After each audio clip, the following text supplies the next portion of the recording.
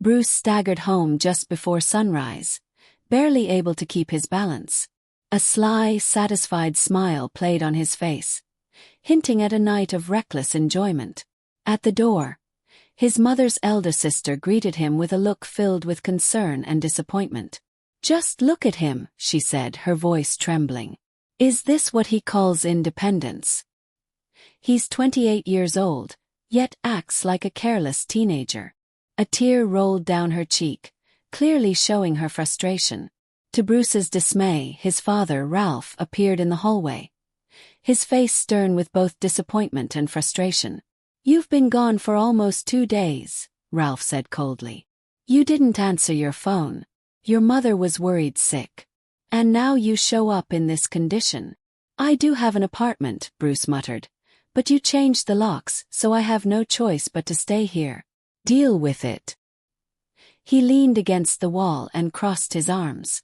Ralph angrily stepped forward, but his wife stopped him. "Don't, Ralph," she pleaded, sniffing. "You won't get anything out of him right now. We'll speak to him tonight." They sent Bruce to his room to rest. That evening, as Bruce battled a hangover, a new problem surfaced that made him forget all about his headache. "What do you mean I'm getting married?" Bruce shouted. "Do you think we're living in the 1800s? You can't force me to marry some quiet girl I barely know, without my consent." His parents had decided to marry him to Olivia, the daughter of their old friend. She was beautiful, soft-spoken and kind, but not Bruce's type. "I'm not marrying her," he said firmly. "You don't have a choice," Ralph replied calmly. "You can say no, but there will be consequences." "Oh really?" Bruce scoffed.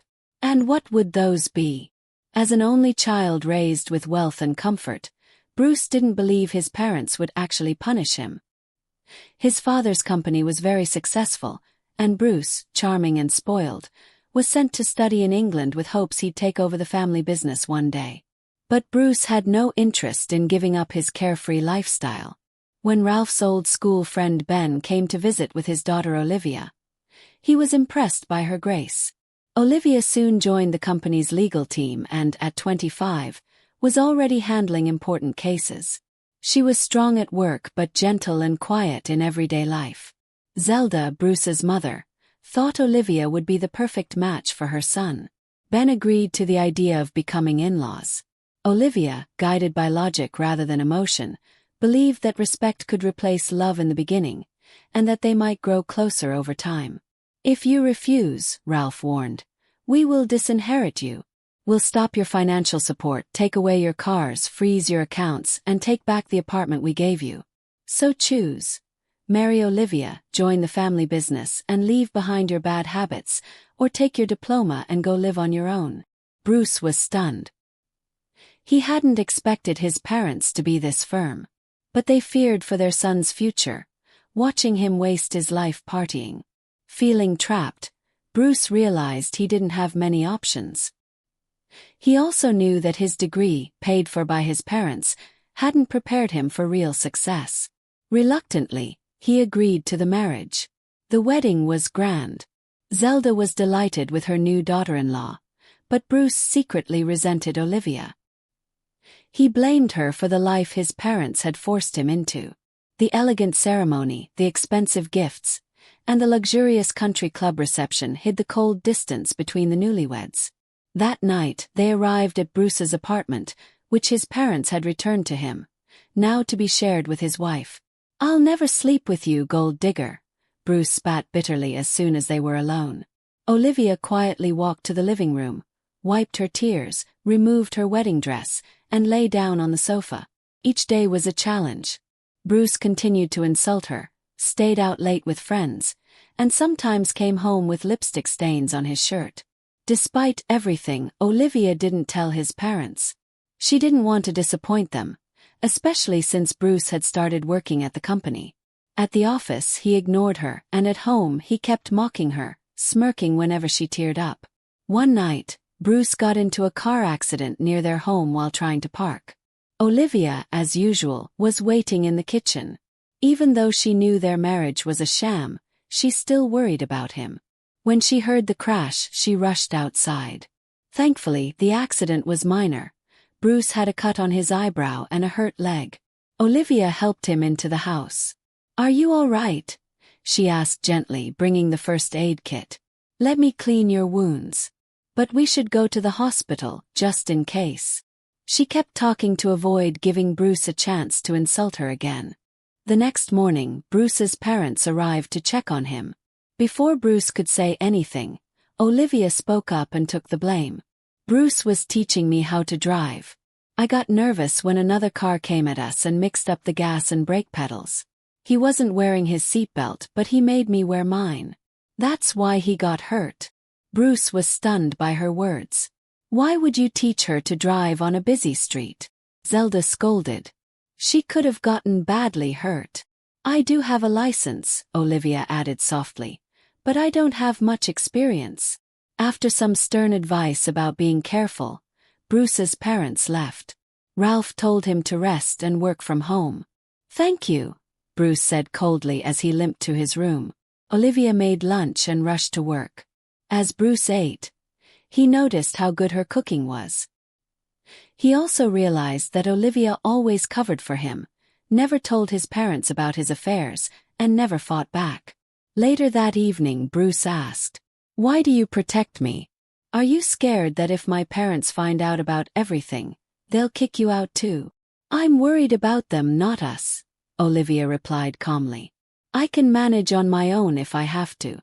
I just don't want to keep arguing. I'm tired from work." "Why do you even work?" "My parents adore you. They think I've become responsible because of you." "Is it because you enjoy this comfortable life so much that you keep lying for me?" "As I said, it's not about you," Olivia replied. "Your parents are kind. They're proud to see you working, and I don't want them to feel hurt. My father respects them too." "You're selfish and spoiled," Bruce sneered. "Just a jealous little nobody. I'll keep insulting you until you finally walk away." The sound of footsteps echoed down the hallway. Zelda, filled with rage, rushed toward her son. Her eyes, usually warm, now reflected deep disappointment. "What a spoiled, irresponsible child you are," she cried out. "How dare you speak like that? Didn't we raise you to respect others, especially your wife?" Tears streamed down her face as she clutched her chest, her breath catching in her throat. "Zelda!" Olivia shouted, rushing to her side just as she began to collapse. "Call an ambulance!" Olivia cried to Bruce, her voice trembling. He scrambled for the phone but stumbled due to his injured leg, collapsing to the floor in pain. Olivia grabbed the phone and quickly dialed the emergency number. Thankfully, Zelda's condition wasn't life-threatening. Her blood pressure had spiked dangerously, but it was stabilized at the hospital. Bruce was diagnosed with a severe leg sprain and was given a stabilizing brace. "Olivia, you can stay with us for a while," Zelda said firmly once she was feeling better. "Let this foolish boy manage on his own." But Olivia gently refused. "Everything is fine. I'll stay with my husband," she said softly. Though Bruce had hurt her repeatedly with his cruel words, Olivia saw a man in need of help. Despite his bitterness, he was still her husband, and she chose to stand by him. 2 weeks passed. Bruce didn't insult Olivia anymore, but she kept her distance. She didn't speak to him unless it was necessary. Quietly, she did all the housework and assisted him with his office work without complaint. During those weeks at home, Bruce slowly got used to Olivia's presence. She helped him understand company documents, guided him through work processes, and supported him in silence. He began to pay more attention to her thoughtful expressions, the way she chewed on her pen when thinking deeply, the way she moved gracefully around the kitchen. A month later, Bruce's leg had fully healed. Though they still only spoke about work, Bruce found himself longing for more. One evening, while she sat at the table focused on a document, he said, "Olivia, let's go to my friend Ian's birthday party tonight." She looked up surprised. "But I wasn't invited." "You were," he replied with a small smile. "We'll just stay for a couple of hours, and come back early so we're not tired for work tomorrow." Olivia nodded quietly. The party was held at a luxurious restaurant. Everything was elegant.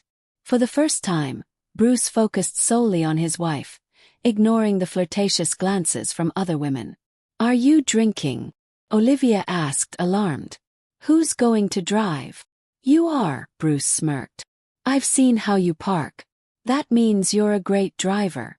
"But I've already had 3 glasses of champagne," he added playfully. Olivia laughed softly. That night, the tension between them faded, replaced by warmth and shared laughter. They returned home by taxi, drunk and happy. Once home, they decided to continue the celebration. One moment led to another, and passion overtook them. For the first time, they let go of the past. The next morning, Bruce woke with a sense of fear, not regret but worry about how Olivia would feel. He turned to her and said, "Sorry for the stupid mistake." He meant he regretted not confessing his feelings earlier, that he had fallen in love with her. But Olivia misunderstood. The words cut deep. Hurt and humiliated, she rushed out, slamming the door behind her. "Olivia, I didn't mean it like that," Bruce called out, limping after her. Just then his phone rang. His father was calling, demanding he come to the office immediately for an urgent issue. "Olivia, Dad needs me.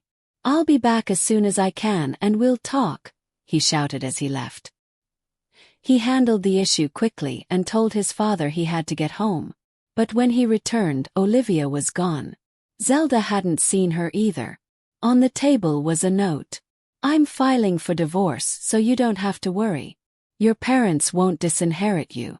I wish you happiness." "Olivia! Damn it!" Bruce shouted, frustration and panic washing over him. "Mom, where could Olivia be?